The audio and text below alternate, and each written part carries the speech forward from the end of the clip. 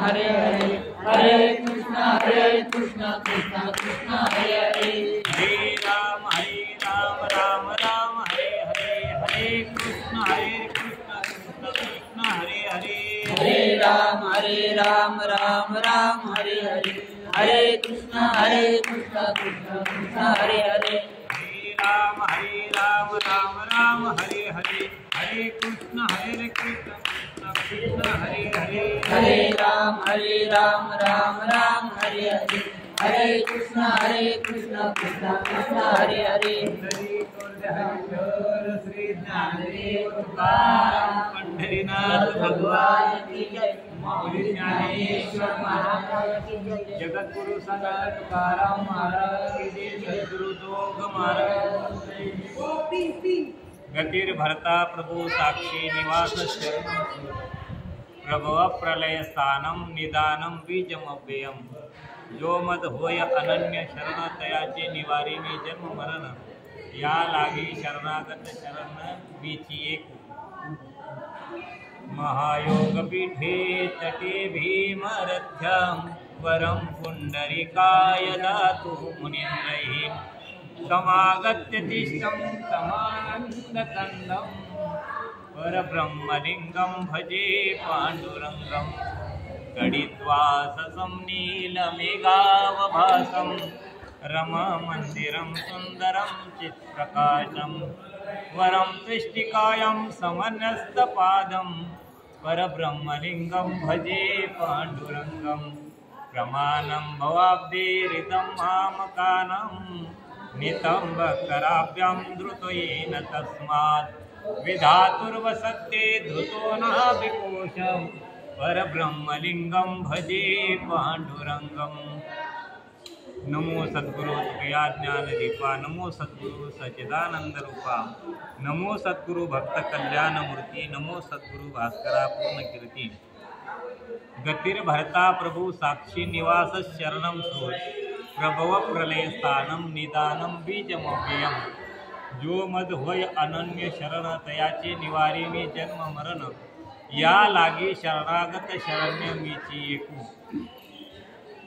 प्रस्तुत प्राप्त प्रसंगी प्राप्त स्थळी भगवंताच्या सेवेकरता निवडलेली होवी भगवती ज्ञानेश्वरीच्या 9व्या अध्यायातली असून या 18व्या क्रमांकाच्या श्लोकाखालची 288 क्रमांकाची ही होवी आहे.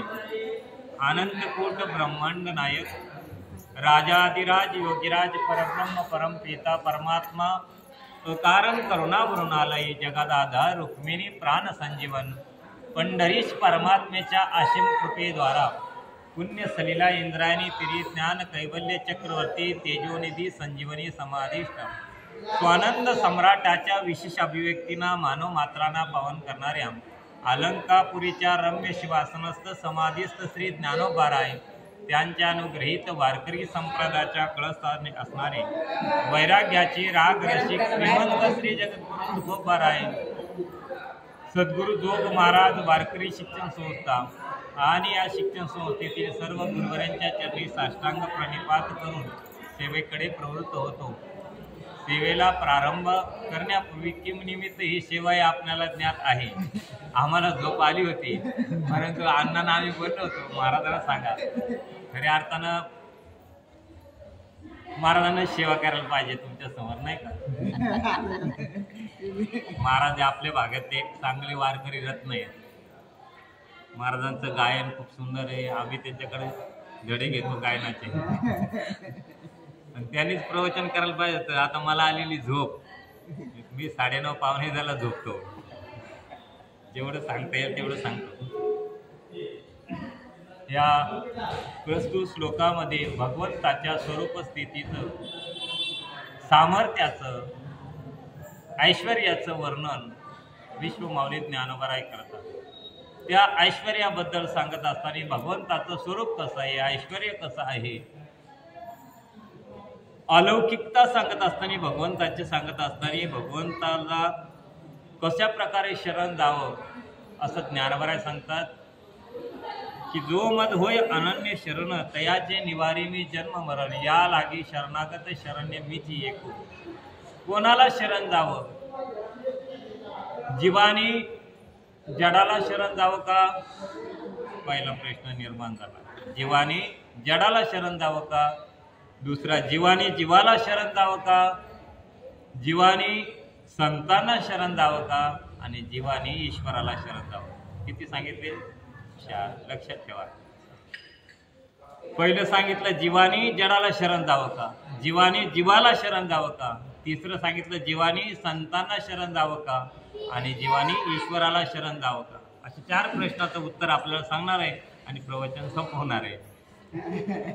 ज्या क्षेत्रामध्ये आपण आलेले आहोत ते सामान्य क्षेत्र नाही. त्याचं वर्णन करताना नामदेवराव सांगतात सर्वोत्तम तीर्थ आणि क्षेत्र. सर्वोत्तम तीर्थ आहे, सर्वोत्तम क्षेत्र आहे आणि सर्वोत्तम देव आहे.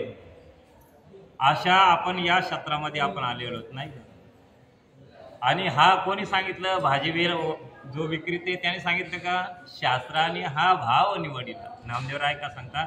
शास्त्र सांगतं सर्वोत्तम तीर्थ आहे, सर्वोत्तम क्षेत्र आणि सर्वोत्तम देव आहे.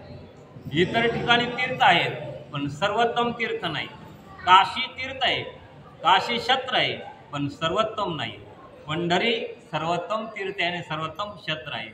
इतर ठिकाणी देव आहे पण सर्वोत्तम देव नाही. कारण ह्यो बाबा आल्यानंतर गेलाच नाही. हा कसं आहे? हा देव सर्वोत्तम देव आहे. बाकीच्या ठिकाणी देव राहिलेले नाही पण या ठिकाणी हा कडेवर कटिकारावर हात ठेवलेले आहे आणि आपल्या भक्तांसाठीच उभा राहिलेला नाही का? अशा क्षेत्रात आल्यानंतर आपण बाथरूम मध्ये आंघोळ करावं का? तुमच्या ठिकाणी साष्टांग प्रणिपात करतो. हा खरं तर आपण वर्षातून येतो का नाही? कदाचित माझ्या शब्दाचा राग येईल, मी तुमचा लेकरू आहे. पण इथं आल्यानंतर आता आपण एवढी वृद्ध जी वारकरी दिसतात. तुम्ही बघा आता प्रदक्षिणा पाठी 3 वाजता या आमच्या बरोबर. 3 वाजता ती काठी टेकीत एक म्हातारी दाखवतो तुम्हाला. ती स्नान करते चंद्रभागेमध्ये. प्रदक्षिणा कितीतरी असे आहेत म्हातारी. आणि आपण काही मरणार नाही, मेलो तर चांगलंच आहे या तीर्थक्षेत्रामध्ये.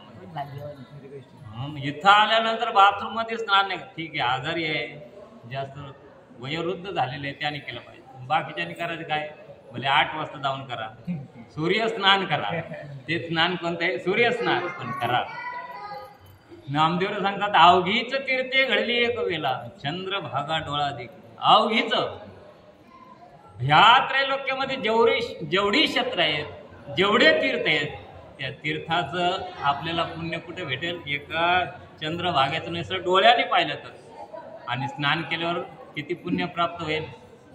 आपण पुण्य जमा करण्यासाठी आलेलो आहोत. पुण्य जमा करण्यासाठी. जोपर्यंत पुण्याचा साठा होत नाही तोपर्यंत माळ घालायची इच्छा होणार नाही. शास्त्र सांगतं मनुष्य मात्राच्या अंतःकरणामध्ये 3 प्रकारचे दोष आहेत. एक मळ नावाचा, म्हणजे मळ म्हणजे पाप वासना निर्माण होते का नाही? तीर्थात आलं तरी पाप वासना जात नाही, निर्माण होते. याचा अर्थ आपल्या अंतःकरणात मळ नावाचा दोष आहे. आपल्या अंतःकरणामध्ये विक्षेप नावाचा दोष आहे. चंचल, किती चंचल आहेत? प्रवचन चालू आहे तरी तिकडे बाता चालूच आहेत. चंचल आहे माणूस. काय? विक्षेप दोष आहे. हे 2 घालवता येईल. आपल्या कर्तृत्वाने हे 2 दोष घालवता येतील. पाप घालवता येईल. अंतःकरणाची शुद्धी कशाने होईल? ही तीर्थयात्रा आपण जे करतो ही कशी? अंतःकरणाची शुद्धी करण्यासाठी तीर्थयात्रा आहे. नामस्मरण कशासाठी? अंतःकरणाची शुद्धी करण्यासाठी आहे. प्रदक्षिणा, गंगा स्नान हे अंतःकरणाची शुद्धी करते. म्हणजे मळ नावाचा दोष निर्माण झालेले आहे त्याचा काय होईल? उच्चाटन. विक्षेप नावाचा दोष, जी चंचलपणा आहे, मनाची जी चंचलपणा, सारखं संकल्प विकल्प मन करतं. संकल्प विकल्प करतं का नाही?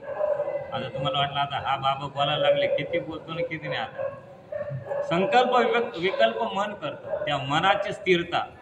मन एकदा स्थिर झालं, महाराज लोक सांगतात मोक्ष म्हणजे काय? सकल दुःखाची निवृत्ती आणि परमानंदाची प्राप्ती म्हणजे मोक्ष.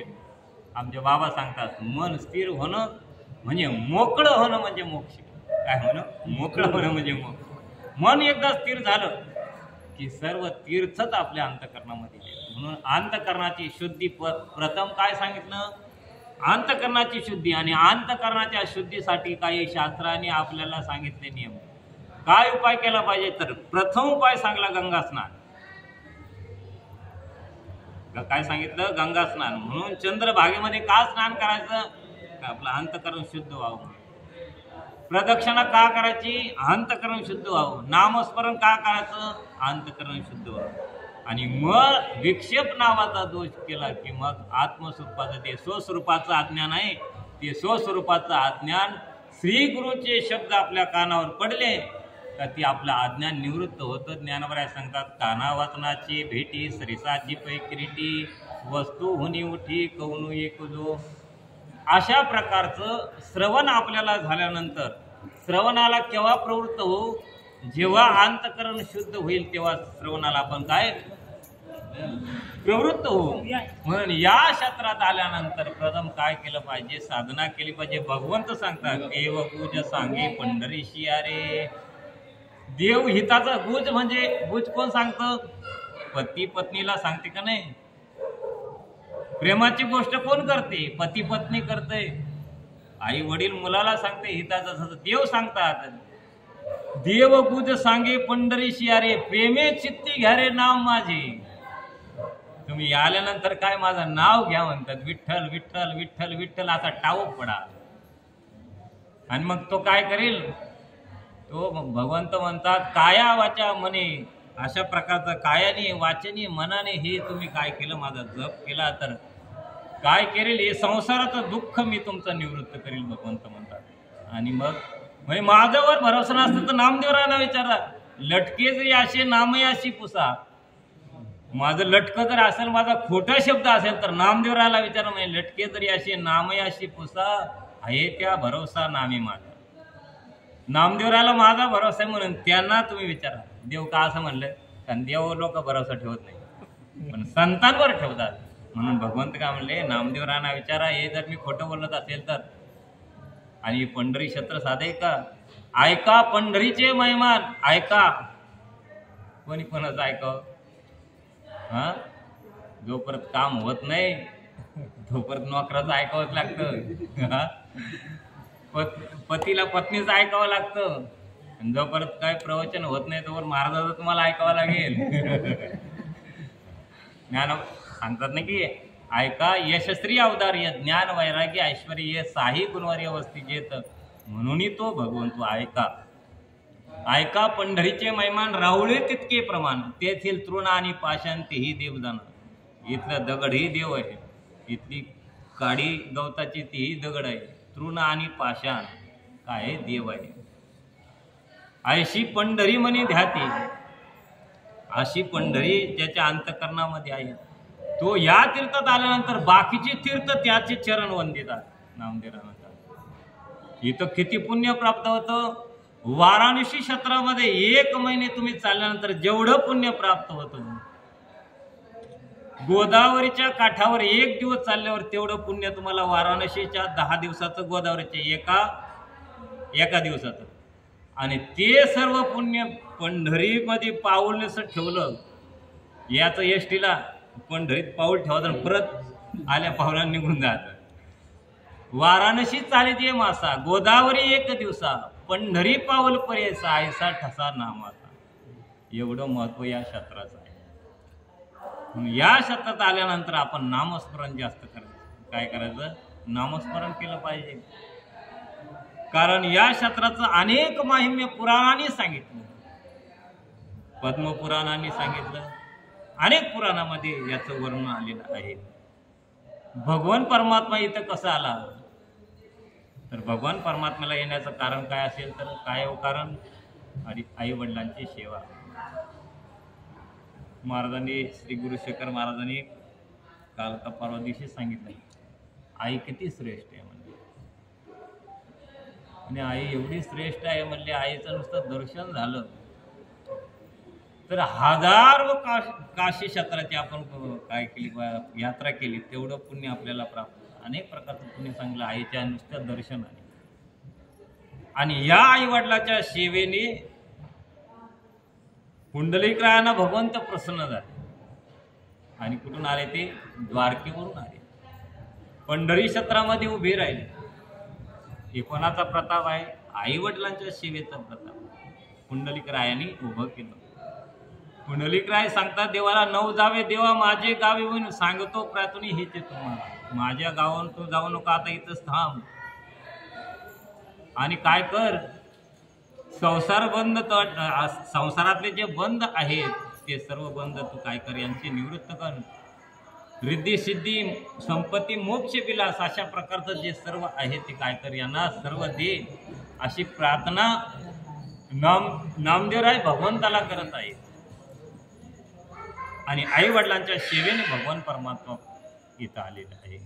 या क्षेत्राचा आपण पंचक्रोशीचा विचार करतो. ही पंचक्रोशी दिव्य आहे. आता तुम्हाला पुंडलिकरांची ती कथा सांगत नाही, कारण आपल्याला लवकर जाते. 4 प्रश्नाचं उत्तर दिलं का आपलं प्रवचन संपलं.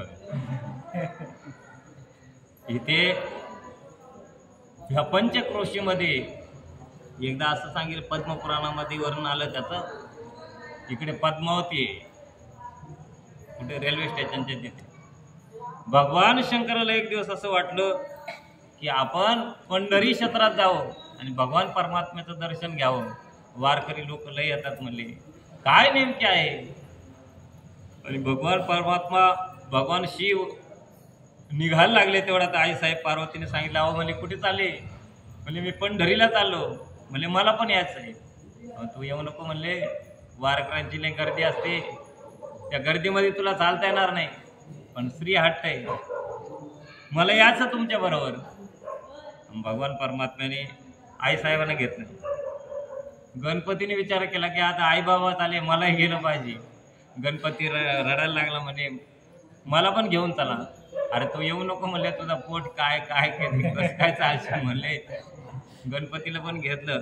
आल्यानंतर चालत येत असताना आईसाहेब अतिशय थकल्यानंतर इकडे रेल्वे स्टेशन तिथं ती पद्मावती आहे ना, ती पार्वती आहे, तिथंच आईसाहेब थांबल्या. म्हणजे मला आता का पुढे या वारकऱ्यांची लईच गर्दी आहे, आषाढीला तुम्ही आले की इथं लईच गर्दी असते म्हणले, मला काय पुढे येत नाही, आता मी तिथंच थांबते. ती पद्मावती पार्वती आहे. पुढे आल्यानंतर चंद्रभागेच्या स्नानासाठी गेलेले आहेत. आणि भगवान परमात्म्याचं वाहन काय, नंदी. तो नंदी भगवंताच्या बरोबर आहे. त्या घाटातून चढत असताना तो नंदी कसा तरी चढला. पण वारकरी म्हणायचे, या बैलाला कशाला घेऊन आले म्हणे, या नंदीला कशाला घेऊन आले तुम्ही एवढ्या गर्दीमध्ये. भगवान परमात्म्याने म्हणे नंदीला तू इथं थांब म्हणले, ते अमृतेश्वर मंदिर आहे इथं नामदेव पायरीच्या पुढे ते मंदिर नाही का, तिथं तो नंदी तिथं थांबलेला आहे, त्याचं दर्शन घेऊ द्या. तो नंदी तिथंच बसला. पुढे गणपती आणि भगवान परमात्मा निघाल्यानंतर एवढी गर्दी होती वारकऱ्यांची. ते मृदंग टाळ वगैरे वारकरी गजर करत होते. परंतु गणपतीला काही पुढे जाता येत ना. गणपती कसं तरी वरतं त्या नामदेव पायरीच्या वरतं गेल्यानंतर त्या दरवाज्यातच गणपतीला कोंडून ठेवलेलं बघा, तिथं ठेवलं वारकऱ्यांनी. पुढं काही त्या गणपतीला जाता येत नाही, गणपती अजून तिथंच आहे. पुढे भगवान परमात्मा कशा तरी गाभाऱ्यामध्ये गेले भगवंताच्या. गेल्यानंतर एवढी गर्दी होती वारकऱ्यांची. शंकर भगवानी कसं तरी श्वास सोडला आणि म्हणजे देवा तुमच्या दर्शनासाठी आलो, पण सारे पोरं लेकरं बायको सर्व बाजूला ठेवली. म्हणली मी दर्शनाला आलो म्हणले, पण मला काही आता जायची इच्छा नाही म्हणले. एवढ्या गर्दीतून आलो कसं तरी, पण मला आता जायची इच्छा नाही, मी आता काय करू. भगवान मला जाऊ ना तुम्ही. नाही म्हणले, हे वारकरी आम्हाला जाऊ देत नाही म्हणले, मी काय करू. म्हणजे काय करू, काय बसा आमच्या डोक्यावर.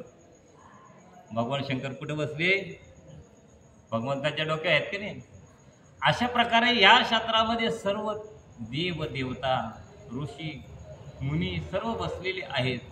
आणि या चातुर्मास्याच्या काळामध्ये अनेक साधू साधना करणारे साधक अनेक प्रकारची साधना करतात या चातुर्मासामध्ये. आता तुम्हाला काय सांगू, तुम्हाला कशाला बसवलं काय सांगू, म्हणजे काय सांगू तुम्हाला. आपलं काय दुर्दैव कोकणातलं. खरं तर ह्या वयामध्ये तुम्ही इथं 4 महिने थांबलं पाहिजे. काय संसार केला म्हणजे कोणाच्या बरोबर येणार आहे. धर्मशाळेत राहायला खायला काही टेन्शन नाही. 4 महिने महाराज नुसतं रोज गुलाबजाम श्रीखंड बासुंदी आम्ही खातोय. आणि ऐकायला ब्रह्मरसाचं पार नाही, ब्रह्मरस आहे ऐकण्यासाठी. पण तुम्हाला असं झालं असेल, आता कधी उद्या परवा निघतोय ना आम्ही, कधी ट्रेनला जातोय. खरं तर 4 महिने ऐकलं पाहिजे, 4 महिने साधना केली पाहिजे. एवढं पुण्य प्राप्त होईल का परत जन्मालाच घालू नको द्यावा, परत ह्या जन्माला घालू नको, तुझ्या स्वरूपामध्ये आम्हाला लीन करून टाक. अशा प्रकारचं दिव्य असं क्षेत्र आहे. नामदेव राय का म्हणतात, अवघीच तीर्थे घडली एक वेळा चंद्रभागा डोळा दे, अवघीच पापे गेली दिगंतरी वैकुंठ पंढरी देखलिया, अवघ्या संता एक वेळा भेटी पुंडलिक दृष्टी देखलिया, तुका म्हणे जन्म आल्याचे सार्थक आणि विठ्ठलाची एक देखलिया. भगवंताचं दर्शन केल्यानंतर काय जन्माचं सार्थक होतं, म्हणजे कृतकृत्यता होती का नाही, आनंदच होतो. 3-3.5 तास जरी त्या बारीमध्ये राहिले, एकदा भगवंताला डोळे भरून पाहिलं, आता ते सिक्युरिटी काय आपल्याला पाहू देत नाही, पण तरी पाहिलं आपण तर किती आनंद होतो. तुम्ही आता पाठिंबी सांगतो, 4 वाजता जा मंदिरामध्ये, कोणीच नसते बघा, असा उभा राहता देवासमोर, मस्तपैकी डोळ्यातून पाणी निघलं पाहिजे, अष्ट सात्विक भाव झाला पाहिजे, मग देवाला डोळे भरून पाहायचं. आज खरंच जातो मी, किती वाजता उठा, 3 वाजता उठा, माझ्याबरोबर चंद्रभागेला या, स्नान करू आणि बरोबर प्रदक्षिणा करून मग भगवंताच्या राहुलामध्ये जाऊ, मस्त डोळे भरून पहा. आजचा दिवस आहे तुम्हाला, उद्या आज पाठी बरोबर उठा.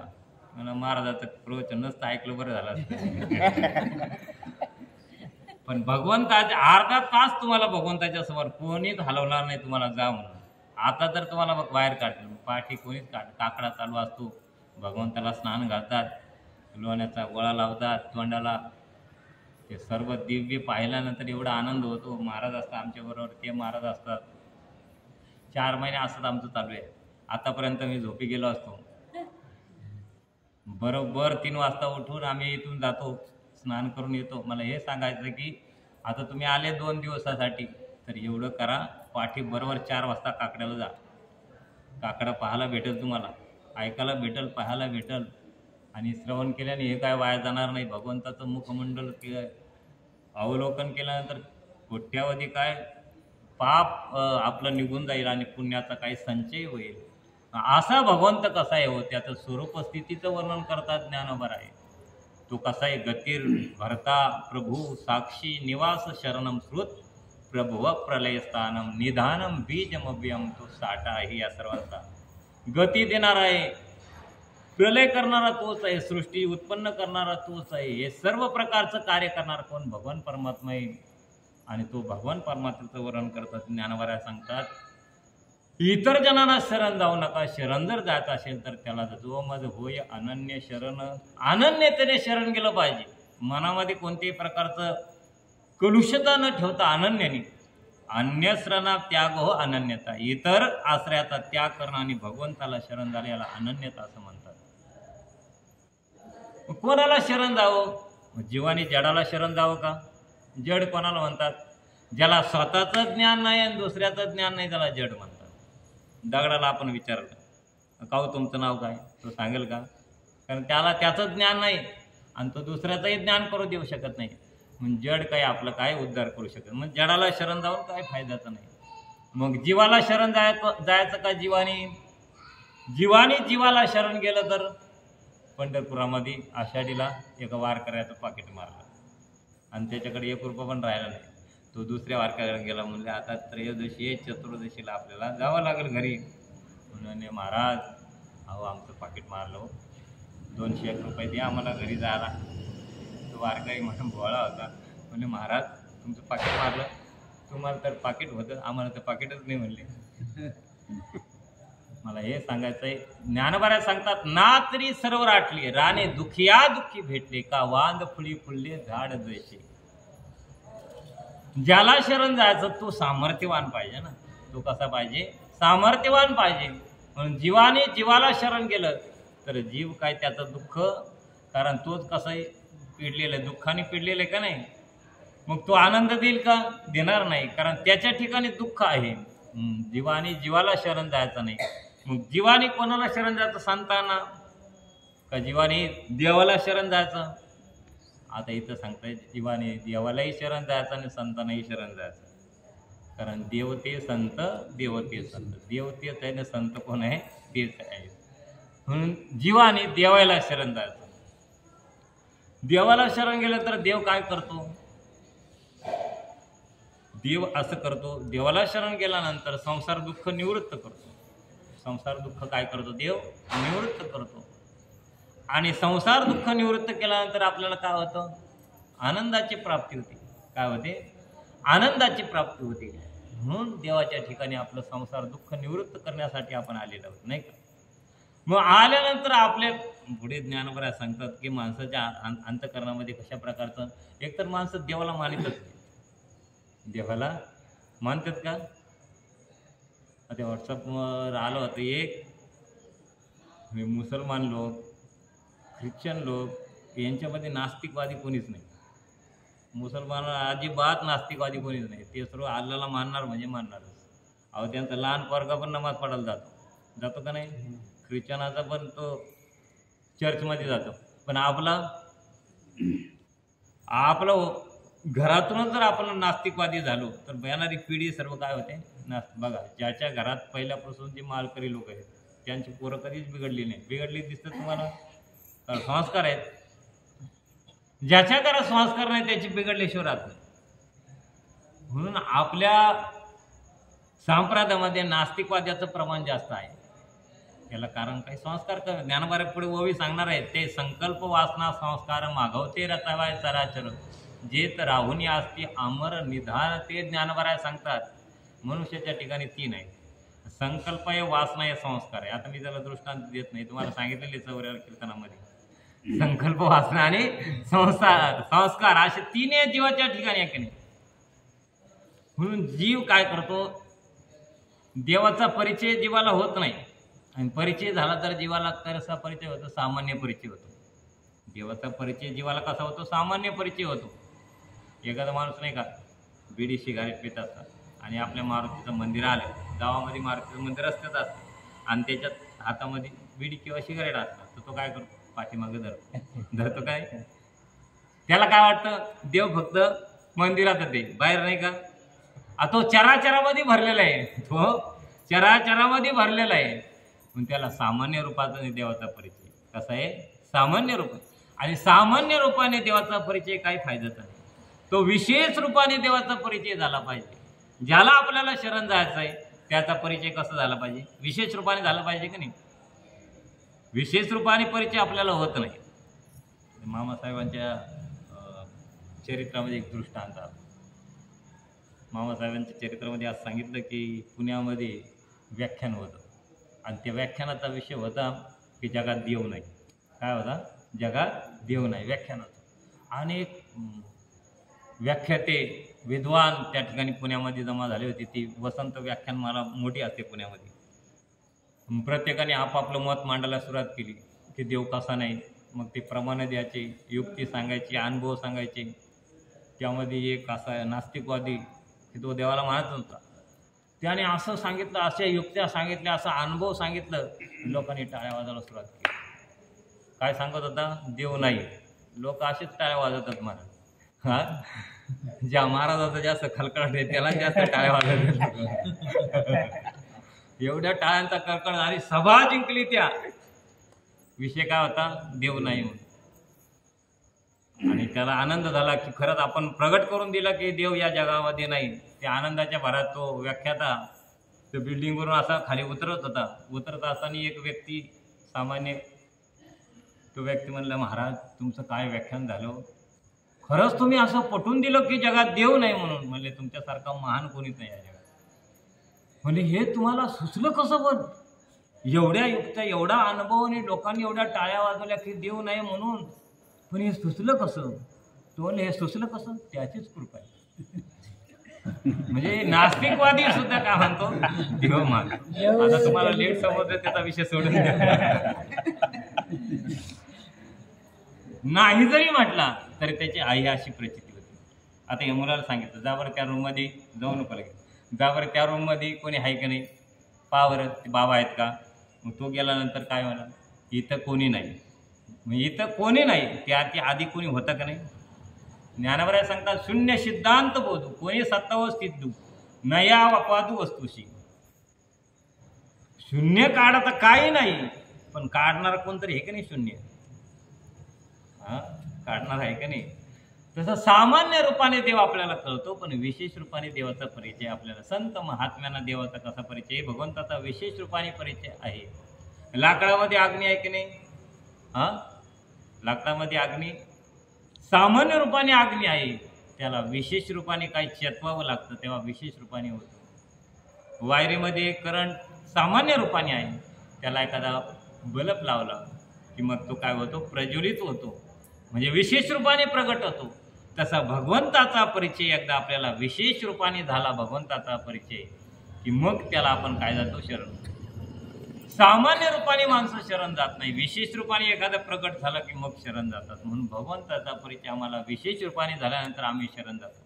मग या भगवंताला अनन्य भावाने शरण गेलं पाहिजे. कसं गेलं पाहिजे?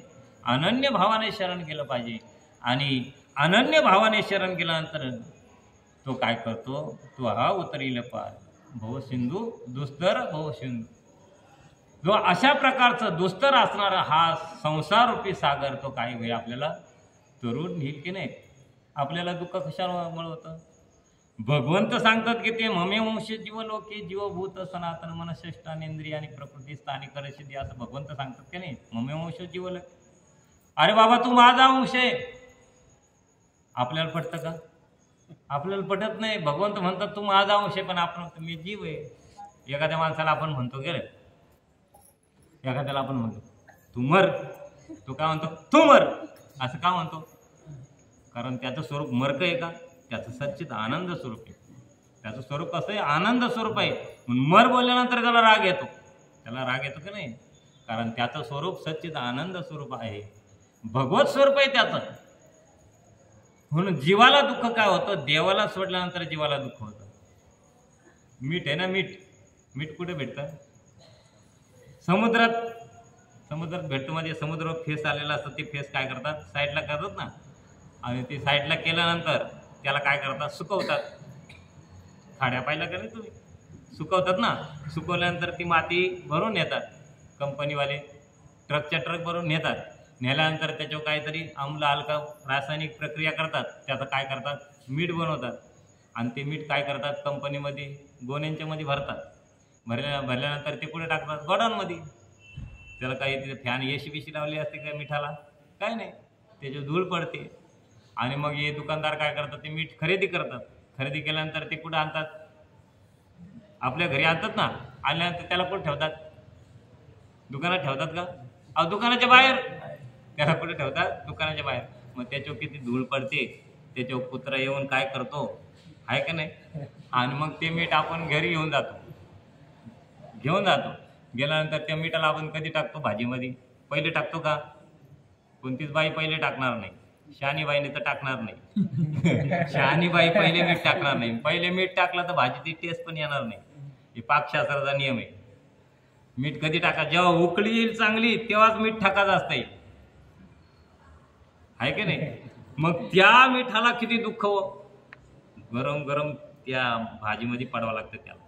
त्याला का दुःख, एवढं दुःख का झालं त्याला कंपनीत जावं लागलं, त्याच्यावर आम्ल हलकाची प्रक्रिया झाली, त्याला गोडाऊनमध्ये जावं लागलं, त्याला दुकानदारांनी खरेदी केलं, त्याला दुकानाच्या बाहेर टाकलं, त्याच्यावर धूळ पडली, ते आपण विकत आणलं, त्याला गरम भाजीमध्ये टाकलं. त्याला दुःख कशामुळे झालं? कशामुळे झालं? त्याने समुद्राला सोडलं.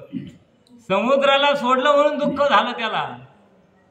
मग त्याला दुःख नाही पाहिजे, त्याला सुख पाहिजे, त्याला आनंद पाहिजे. त्याने कोणची शरणगती करायची? मिठाने. त्याने समुद्रात गेलं पाहिजे का नाही? ज्ञानवरा सांगतात, सांडून या मीठपणाचा लघु, मिठे सिंधुत्वाचा घेतला लाभू. त्याने ते बी अहम देवनी शंभू शांभवी झालो. ज्ञानवरा सांगतात त्या मिठाने काय करायचं, एकदा समुद्रामध्ये उडी घेतली का तो समुद्र होऊन जातो. तसा जीवाने शिवरूप झाला. जीव काय झाला? शिवरूप झाला की तो सच्चिद आनंद स्वरूप होतो. म्हणून जीवाने कोणाला शरण जायचं? देवाला शरण जायचं. भरपूर सांगण्यासारखं आहे, पण 10:30 वाजलेले आहेत. अशा प्रकारे देवानी जडाला शरण जाऊ नये, जीवाला शरण जाऊ नये. आता उद्या जसा मिठाला अशा प्रकारचं दुःख झालं, जीवाला काय होतं? दुःख होतं. म्हणून जीवाने काय केलं पाहिजे? शिवपदाचा आश्रय केला पाहिजे. म्हणून शरण जायचं असेल तर जीवाने कोणाला शरण गेलं पाहिजे? देवाला शरण केलं पाहिजे. अनेक महापुरुषांनी काय केलेलं आहे? भगवंताची शरणगती स्वीकारलेली आहे. महात्मे असे आम्ही नर्मदेला गेलो होतो. असे महात्मे नर्मदेला पाहिजे मला. तुम्ही कधी गेले ते तेली भटियान म्हणून गाव आहे. शियाराम बाबा नावाचे महान भक्त यूट्यूबला पण तुम्हाला पाहता येईल. तो महापुरुष, त्याच्याकडे काहीच, किती थंडी, आपल्याकडे काहीच थंडी नाही, एवढी थंडी, पण एकच लंगोटी आहे त्याच्याकडे. पण त्याला कपडे भेटत नाही का? एकच लंगोटी घालून बसलेला असतो बाबा. आणि त्यांचं वय जवळ आता 100ची पार उलटून गेलेली आहे, तरी ते नर्मदेचं स्नान करतात. असे महात्मे, त्यांना आपण विचारलं की तुम्ही कसं काय जगता, तुमचं हे जीवन कसं, तर ते काय सांगतात, आम्ही कोणाचा आश्रय केलेला आहे? भगवंताचा आश्रय केलेला आहे. आम्ही भगवंताचा आश्रय केलेला आहे. हे जे महात्मे आहेत, हे अन्याचा त्याग करतात. माणसं आळंदीला आलेला आम्हाला, मला हवी तर काही गॅस नाही, इथं शेगडी नाही, इथं ताट नाही, तांब्या नाही, तुम्ही खाता कसं काय? त्यांना काय सांगावं लागतं, आम्ही काय मधुपुरी आणतो, आम्ही काय आणतो, मधुपुरी आणतो. भगवंत आपण त्याच्यावर भार घातला तर तो आपला भार काय सांभाळतो. अनन्य शब्दाचा अनन्यपणे म्हणजे इतराचा त्याग करणं, इतराचं काय करणं, त्याग करणं. जोपर्यंत इतराचा आपण संग करू तोपर्यंत भगवंत आपल्याला सहाय्य होणार नाही, तोपर्यंत भगवंत सहाय्य होणार नाही. भगवंताने परिपूर्ण आपल्याला सहाय्यता करावी असं जर वाटत असेल तर आपण भगवंताशी अनन्य झालं पाहिजे. काया वाचा मनानं अनन्य झालं पाहिजे. आपण इथं आल्यानंतरही त्याच्याशी अनन्य नाही. मला सांगा बरं, तुम्ही मंदिरात प्रदक्षिणा केली का? हा, मंदिराला प्रदक्षिणा केली का नाही? का घरीच गोदड्या हे काय घ्यायचं सुरुवात केली, तुम्ही लोकडी बिगडी घेतली, ते सर्व ते नंतर घ्यायचं. पण आल्यानंतर एखाद्याच्या आपण लग्नाला गेलो आणि त्या लग्नाला गेल्यानंतर त्याची गाणी आपण गायली नाही तर तो प्रसन्न होईल का? ज्याचं लग्न आहे त्याचं गाणं गायला पाहिजे की दुसऱ्याचं गाणं गायला पाहिजे? तसं भगवंताच्या यात्रेत आलो आपण, भगवंताच्या दर्शनाला आलो तर पहिले आपलं परम प्रयोजन काय आहे? भगवंताचं काया वाचा मनानं भगवंताचं आपण स्मरण करणं. इथं आल्यानंतर संसाराच्या गप्पा तर आपण घरी कितीतरी मारतो, पण इथं आल्यानंतर नामस्मरण जेवढं करता येईल तेवढं नामस्मरण केलं पाहिजे. मी ते नर्मदे सांगत होतो तुम्हाला, अनन्यता कशी हे सांगत, या पदावर सांगत होतो. आम्ही नर्मदेला गेलो होतो 2021ला आणि ती टोकवड्याची 4 पोरं होती माझ्याबरोबर.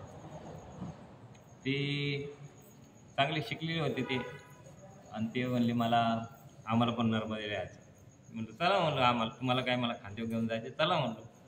त्यांची तिकीट काढली नव्हती, अशी त्यांना ट्रेनमध्ये बसवली. पण शेवटपर्यंत टीसी आमच्याजवळ आला नाही, विचारलं पण नाही भाऊ त्यांनी काय तुमची तिकीट दाखवा म्हणून. ते येऊन राहतात पण त्यांनी विचारलं नाही. आम्ही त्या ओंकारेश्वरला गेलो. ते ओंकारेश्वरला गेल्यानंतर तिथं पूजा बिजा केली, नर्मदेची संकल्प केला आणि संकल्प करून आम्ही निघालो. चालत गेल्यानंतर ते MP चा काही भाग गेल्यानंतर आपलं महाराष्ट्र आणि MP याच्यामध्ये 7 पुड्याचा पर्वत लागतो. 14 पर्वत आहे. त्या 14 पर्वतावरून चालवावं लागतं. ऐकून घ्या, तुम्ही काही जाणार नाही मला माहिती आहे. ते 14 पर्वत ओलांडावं लागतात. आणि ती आदिवासी लोक, त्यांच्याकडे काय खायला नाही, मग त्यांच्याकडे काय तांदूळ भेटते, थोडे तांदूळ देतात आणि मग मिरची पावडर देतात. तेलाचा तर काही त्यांच्याकडे पत्ताच नाही, त्यांना माहीतच नाही तेल काय भानगड आहे, तेच खात नाही. मग ते बनवावं नाही खिचडी, आणि ती लाल लाल खिचडी अशी लाल भडक होते, ती पाहते आपल्याकडनं, आपण पाहतो तिच्याकडे. आणि मग ती तशीच खिचडी खायची. ती पोरं आपली मोठ्या घरची होती, ती असं सुसू करायची, एकदम कस्तरी करायची. ती म्हणले बाबा आपण असं करू, लिंबू बघू, मग 2-4 लिंबू कुठं भेटले ना, लिंबू राईस बनवून खाऊ. म्हणलं चांगली गोष्ट आहे, आता एवढ्या जंगलात कुठं लिंबू भेटत आपल्याला. म्हणजे लिंबू राईस बनवू, लिंबू असेल, लिंबाचं झाड असेल कुठं तरी, म्हणजे लिंबू घेऊ. म्हणजे आम्ही 8 दिवस लिंबू भेटला नाही, लिंबू राईस भेटला नाही. तेच आपला लाल भात खायचा 8 दिवस, तेच 2 टाईम लाल भात खिचडी. आणि नंतर आम्ही ते धडगाव म्हणजे आपल्या महाराष्ट्रामध्ये आलो. महाराष्ट्रातून परत पुढे गेल्यानंतर गुजरात लागते. आता गुजरात संपन्न प्रदेश म्हणजे चांगल्या प्रकारचं भेटेल. मला ते अनन्यता सांगायचं तुम्हाला. मग ते गुजरातमध्ये गेल्यानंतर एक आश्रममध्ये राहिलो, आनंद आश्रम, त्या आश्रमाचं नाव आहे. त्या आश्रममध्ये राहिलो तरी त्या पोराच्या डोक्यातून हा लेमन राईस काही लिंबू राईस काही जातच नाही. ते म्हणे बाबा आपण लिंबू राईस खाऊ. रात्री तेच म्हणे बाबा आपला किती 8-10 दिवस झाला आपण लिंबू राईस खाणार आहे. लिंबू राईस आता लिंबू पान आपण बनवून खाऊ. म्हणजे ठीक आहे आता उद्या. मग मी पाठी उठलो, नर्मदेव स्नान केलं, पूजा केली आणि पाठी निघालो. तिकडे गरुडेश्वर आहे आणि इकडे त्या बाबाचा आश्रम बरोबर नर्मदेच्या किनारी. तो बाबा काय नाही आपली माळ घेतली होती आणि धुनी लावली होती. असं जटाबिटा अशा सोडलेला मस्त बसला असं ध्यान करीत भगवंताचं नर्मदे काढून तोंड करून असं पूजे माळ जपत होता आणि ध्यान करत. तेवढं आम्ही तो रस्ता असा रस्त्यावर 6 जण चालू झाल्यानंतर आओ बेटा असं म्हणतो आओ. मग आम्ही गेलो. आता महात्म्याने बोलवल्यावर जायला मी गेलो बैठो. आता महात्म्याजवळ जास्त जवळ पण जातं का म्हणे मग लांबच असते ते आपल्याकडे तिकडे बसलो. मग त्यांनी चाय लेंगे जी बाबा महाराज चहा तिथं मोठा ग्लास भरून गावरान गायचा का जर्सी गाय अजिबात MP मध्ये नाही. MP मध्ये तुम्हाला जर्सी गायच भेटणार नाही. प्रत्येकाकडे गावरान गाय. आता तुमच्याकडे नसेल ती जावा सोडून द्या. गावरान गायचं दूध पोरानं पाजलं पाहिजे. पोरांची बुद्धी काय चालत नाही.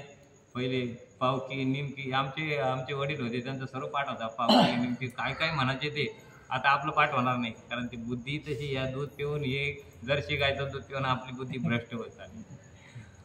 बघा तुम्ही प्रयोग करून बघा. मुलगा जन्माला आला त्याला जर्सी गायचं दूध दे. बाहेरचं दूधच द्यायचं नाही त्याला. आईचं दूध आणि गायचं पण त्या गावरान गायचं. बघा ते किती हुशार निघते. प्रयोग एका आमच्या महाराजांनी केला. खरंच आळंदीतले एक महाराज आहे. त्या पोरग जन्मला त्या बाईला सांगितलं काय नाही तू फक्त ज्ञानेश्वरी वाचायची आणि त्या पोराला दूध फक्त तुझं पाजायचं आणि पाजत असेल तर ते गावरान गायचं दूध आणायचं मग पाजायचं. त्यासाठी गाय त्यांनी आणली तिथं. तो पोरगा 8व्या वर्षी ज्ञानेश्वरी पाठ केली. 9,000 वया कितव्या वर्षी 8व्या वर्षी 9,000 वया पाठ केल्या आणि आपलं 65 वय झालं तरी एका वही पाठली आपली.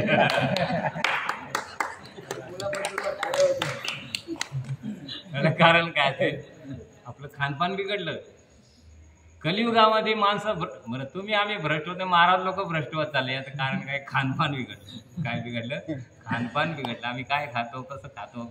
आता इथं बेकरी दाखवली महाराजांना. महाराज म्हणजे आता वडापाव कधीच खाणार नाही. बेकरी पाहिल्यानंतर विषयामध्ये दोष दृष्टी जोपर्यंत दिसत नाही तोपर्यंत माणसं प्रवृत्त होत नाही. एकदा विषयात दोष दृष्टी पाहिली. काल महाराजांनी एक दृष्टांत सांगितलं. त्या दृष्टांताचा दृष्टांताला ते राहिलं बाजूला.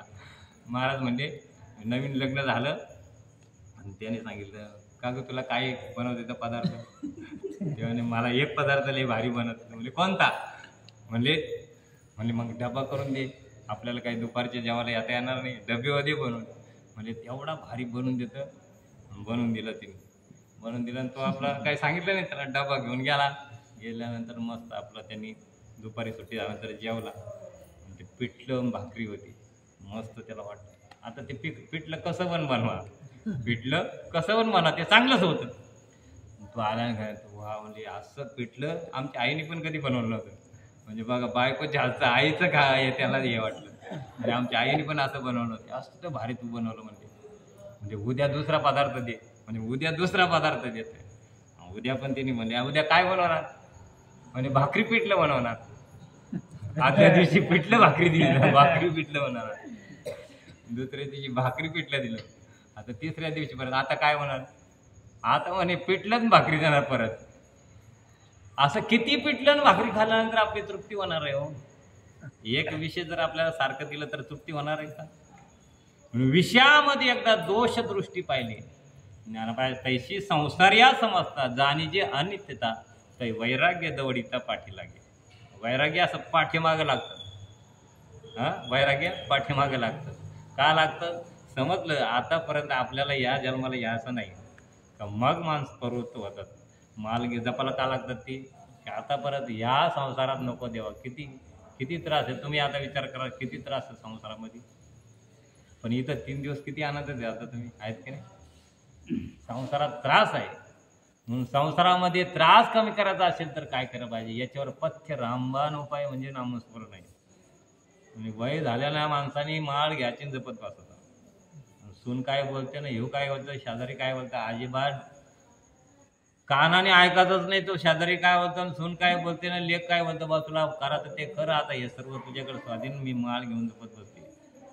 माणसाने वय उतार झाल्यानंतर जेवण कमी कमी करीत न्यायचं. काय करायचं? कमी कमी करीत घ्यायचं जेवण. तुम्ही जेवण वाढलं का रोग वाढले, रोग वाढले. म्हणून आपला आहार कमीत कमी घ्यायचा. वय झाल्यानंतर उतार वयामध्ये आहार कमी कमी करीत घ्यायचा. त्या महात्म्याने बोलायला आम्ही चहा बी घेतला. ती गोष्ट चालू होती ना आनंदाची, ते मी विसरलो नाही. ते महात्म्याने बोलवला आणि मग चहा दिला आम्हाला. चहा घेतल्यानंतर त्याने बालभोग पाहिजे. बालभोग म्हणजे नाश्ता. म्हणजे जी बाबाजी. मग त्याने त्या सेवकाला आज्ञा दिली की इनको बालभोग देतो. मग तो आत्मा किचनमध्ये गेला, स्वयंपाकघरामध्ये, आणि त्याने मोठी कढाई उचलून घेऊन आला. त्याचं झाकण होतं त्या कढाईवर, आणि नेऊन आम्ही असे गोल बसलो तर आमच्यामध्ये आणून ठेवली. आता तो पोरगा माझ्या बाजूलाच होता. तो बोल, बाबा आज लय भारी बेत दिसतंय. एवढ्या दिवस आपण खिचडी लाल लाल खाऊन होती, आज नेमकी आज भारी दिसते, उपमा पोहे काहीतरी असणार म्हणले. मी म्हणलो हा. आणि मग त्याने काय केलं, त्या डिशा आणल्या आणि ती कढाईचं झाकण उचकला, त्याच्यात पिवळा भात. तू काय म्हणतो, अरे रोज लाल भात खातो तुझे पिवळा भात, पण हा पिवळा भात म्हणजे रात्रीचा दिसतोय. महात्मा त्या धुनीवर तिकडे होता. महात्मा काय बोला सर त्या पोराला असं बोला, ए पागल, जे 8 दिन से तू बोल रहे मुझे लेमन राइस चाहिए, मुझे लेमन राइस चाहिए, नर्मदा मैया ने मुझे आज बोला है तेरे लिए मैंने आज लेमन राइस बनाया है. हे सांगायचं असा महात्मा, जो महात्मा अनन्य झालेला आहे भगवंताचं, तो दुसऱ्याच्या मनात नाही काही इच्छा ओळखण्याची ताकद त्या महात्म्यामध्ये असते. म्हणून अनवऱ्या सांगतात, जो मज होय अनन्य शरण तयाची निवारी मी जन्म मरण, या लागी शरणागती शरण मीच एक, फक्त या विश्वामध्ये शरण जाण्यासाठी कोण आहे तर मीच एक आहे. अशा प्रकारे ज्ञानवऱ्या सांगतात. झालेली सेवा भगवंताच्या चरणी समर्पित करतो. आता मी काय बोलावं, महाराज समोर दिली, तुम्ही आलेले आहेत, खूप आनंद वाटला. इथे अनेक लोक येत असतात, पण कोणीच काही आम्हाला म्हणलं नाही चला महाराज जेवा, महाराज या करा. पण आता तुम्ही आल्यानंतर आधी या माता माऊली आई साहेबांनी एवढं कोणी सांगितलं आम्हाला काय माहिती. तुम्ही असं आम्ही लाडू आणले असते, मिरगुंडी आणली असते, पापड आणले असते. तुम्ही हे बोलतात ना, ह्याच्यातच आम्हाला खूप आनंद वाटतो. ते आणले असते ना असते, पण याच्यात आनंद वाटतो की तुम्ही बोलता, आनंद वाटतो की अशा प्रकारचं तुम्ही आलेले आहात. तर बघ काय करा, चंद्रभागेचं तेवढं स्नान करा, प्रदक्षिणा करा, देवाचं दर्शन करा. हेच आम्हाला काय, हेच आम्ही केलेले हे प्रवचनाचं काय होईल आम्हाला, हाच आम्हाला काय होईल, तुमचा प्रसाद प्राप्त होईल. झालेली सेवा भगवंताच्या चरणी समर्पित. विठ्ठल